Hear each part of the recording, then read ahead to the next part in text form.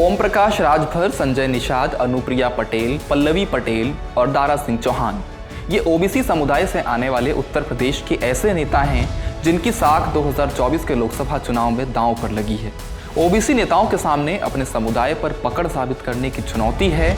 आज इस वीडियो में इंडिया टुडे हिंदी से जुड़े आशीष मिश्र की रिपोर्ट के जरिए समझेंगे कि आखिर तिलों में बाकी तेल है कितना।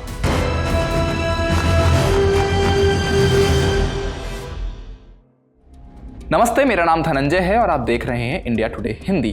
16 मई को प्रधानमंत्री नरेंद्र मोदी पूर्वांचल के दौरे पर थे। पीएम मोदी ने आजमगढ़ में एक रैली की। यहां आजमगढ़ से बीजेपी उम्मीदवार दिनेश लाल यादव निरहुआ और लालगंज लोकसभा सीट से बीजेपी प्रत्याशी नीलम सोनकर के पक्ष में वोट की अपील की गई।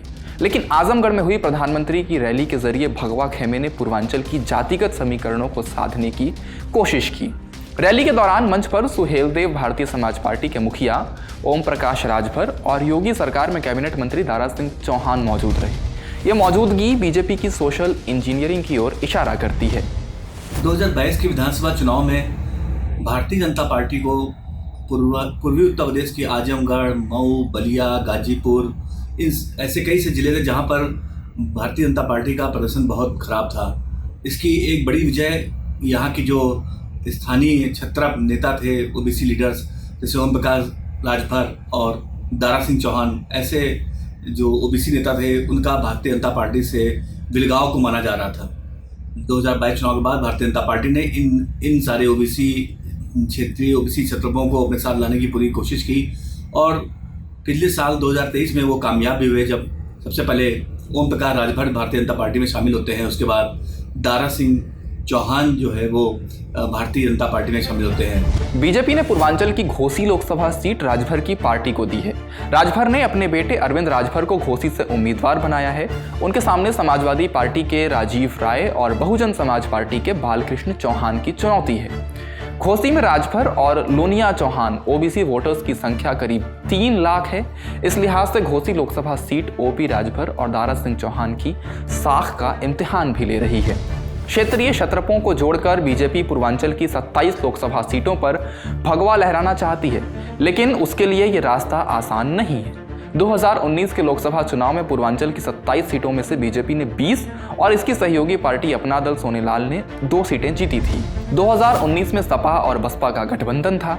इसके बावजूद बसपा को 4 और सपा को सिर्फ 1 सीट मिली थी। 2022 के यूपी विधानसभा चुनाव में बीजेपी के गठबंधन को आजमगढ़, गाजीपुर, कौशाम्बी और लालगंज की सभी विधानसभा सीटों पर हार मिली थी, जबकि बलिया, मऊ और बस्ती लोकसभा सीटों के तहत आने वाली विधानसभा सीटों में केवल 1 सीट पर जीत हासिल हुई थी। जो जातीय राजनीति है वह काफ़ी प्रभावी है। इसी कारण से भारतीय जनता पार्टी ने भी अपनी लोकप्रियता होने के बाद, केंद्र और प्रदेश में सरकार होने के बाद भी, जितने खासतौर पे पिछड़ी राजनीति में प्रभावशाली दल हैं, जो ऐसे क्षेत्रीय दल हैं, उन सभी से गठबंधन किया है।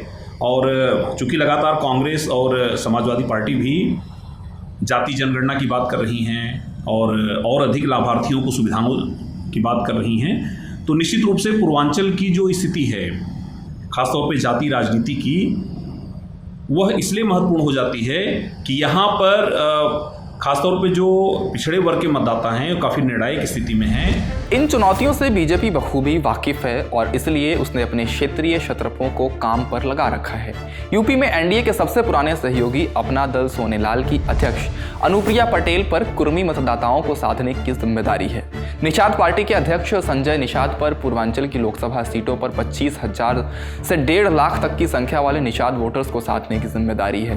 कांग्रेस से 42 सालों का नाता तोड़कर पडरौना राजघराने के कुंवर आरपीएन सिंह 2022 में बीजेपी में शामिल हो गए थे। बीजेपी ने भी उन्हें राज्यसभा भेज दिया, लेकिन अब 2024 में उन्हें साबित करना है कि वे सैंथवार जनेऊ वोटर्स पर अब भी पकड़ बनाए हुए हैं। कुशीनगर, महाराजगंज, देवरिया, बस्ती और गोरखपुर सीटों पर कम से कम 25,000 सैंथवार जनेऊ वोटर्स हैं। यूपी में बीजेपी के सबसे नई सहयोगी पार्टी जनवादी पार्टी के मुखिया संजय चौहान को भी इस चुनाव में लोनिया चौहान वोटर्स की ताकत दिखानी है।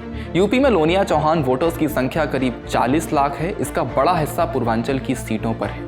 बीजेपी और इसके गठबंधन वाले नेताओं से इतर पल्लवी पटेल और स्वामी प्रसाद मौर्य जैसे ओबीसी समुदाय से आने वाले नेता भी अपनी कुवत की परीक्षा में शामिल हैं। पल्लवी पटेल ने ऐन चुनाव सपा के पीडीए से किनारा कर पीडीएम यानी पिछड़ा, दलित और मुसलमान वाली नीति की राह पकड़ ली।